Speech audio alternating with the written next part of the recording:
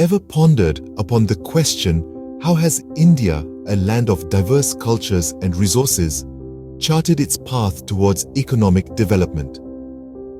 It's a fascinating journey filled with triumphs and tribulations, where the economic landscape has been shaped by the country's unique 5-year plans.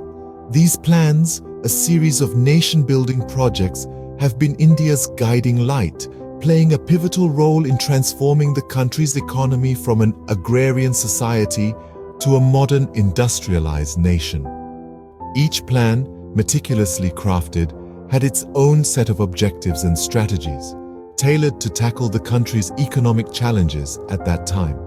From the initial steps to self-sufficiency, through the turbulent years of economic slowdown and into the era of liberalization and globalization, these 5-year plans have been instrumental in steering India's economic ship. So, are you ready? Let's delve deeper. Embark on this journey to unravel the economic saga of India through its 5-year plans. Post-independence, India had a monumental task of nation-building. The first 2 5-year plans laid the foundation. The first 5-year plan kicked off in 1951 with a strong focus on agriculture. The aim was to boost the agrarian economy and increase food production to achieve self-sufficiency. The plan proposed substantial investments in irrigation, energy, transport, and land reforms. By the end of the plan in 1956, India had indeed made strides in agricultural production, with a significant increase in food grains production. The success of this plan laid the groundwork for the Green Revolution that would transform India's agricultural sector in the following decades. The second 5-year plan, starting in 1956, marked a strategic shift towards industrialization. This plan was inspired by the Mahalanobis model, which prioritized rapid industrial growth, particularly in the heavy industries sector. The plan aimed to establish a robust industrial base that could propel the country towards self-reliance. Key sectors of focus included steel, coal, power, and heavy machinery. A landmark achievement of the second plan was the establishment of public sector undertakings, or PSUs, which played a crucial role in India's industrial development. These included steel plants at Bhilai, Durgapur, and Rourkela, and hydroelectric power projects like the Bakra Nangal Dam. By the end of the 5-year period, the results were encouraging. There was significant growth in the industrial sector, and the foundation for major industries was firmly laid. However, these plans were not without their shortcomings. Critics argue that the first plan's focus on agriculture over industry and the second plan's emphasis on heavy industries over light industries and consumer goods led to imbalances in the economy. Yet, it's undeniable that these initial steps set the stage for a planned and phased approach towards economic development. These initial steps set the stage for a planned and phased approach towards economic development. As India moved forward, the next 3 plans focused on self-reliance and self-sustaining growth. This shift, epitomized in the 3rd, 4th, and 5th 5-year plans, marked an important chapter in India's economic story. Let's start with the 3rd 5-year plan that spanned from 1961 to 1966. This plan was ambitious, with its gaze fixed on achieving self-reliance. The agenda was to establish India as an independent economy, free from the influence of foreign aid. The focus was on industrialization, with an emphasis on heavy industry. Additionally, the plan sought to attain a balanced development of different sectors. But the outcomes were mixed. It was during this period that India faced a severe drought, leading to a food crisis. Despite these challenges, the 3rd plan laid the groundwork for self-sustained growth. Next, we dive into the 4th 5-year plan, from 1969 to 1974. The plan's primary focus was on agriculture, a move away from the heavy industry-centric approach of the 3rd plan. The aim was to achieve food self-sufficiency and to elevate the standard of living. There were successes like an increase in food production, but also setbacks such as the oil crisis of 1973 that led to inflation. Finally, the 5th 5-year plan from 1974 to 1979, continued the pursuit of self-reliance with a renewed focus on poverty alleviation. This plan was a turning point, marking the start of a more inclusive growth strategy. It aimed to reduce income disparities and achieve higher growth rates. However, it was cut short due to political instability and the declaration of a state of emergency. These plans were instrumental in shaping India's economic landscape, but not without their share of challenges.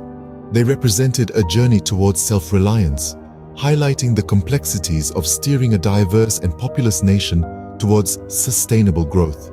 While not all objectives were met, these plans have left an indelible mark on India's path to economic development. The later plans marked a shift in India's economic strategy.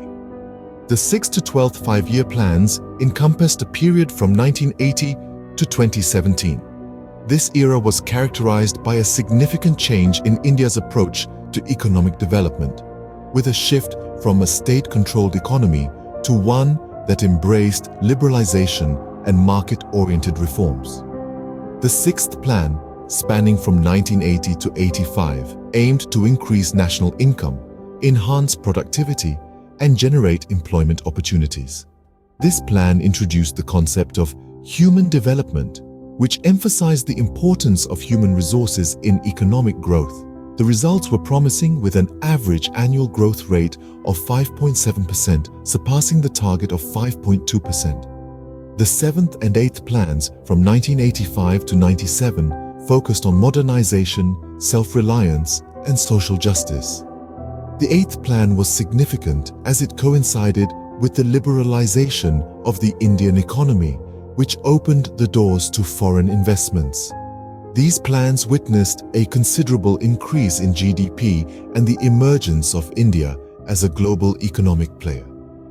The 9th plan, from 1997 to 2002, marked a shift towards inclusive growth, aiming to reduce poverty and socio-economic disparities.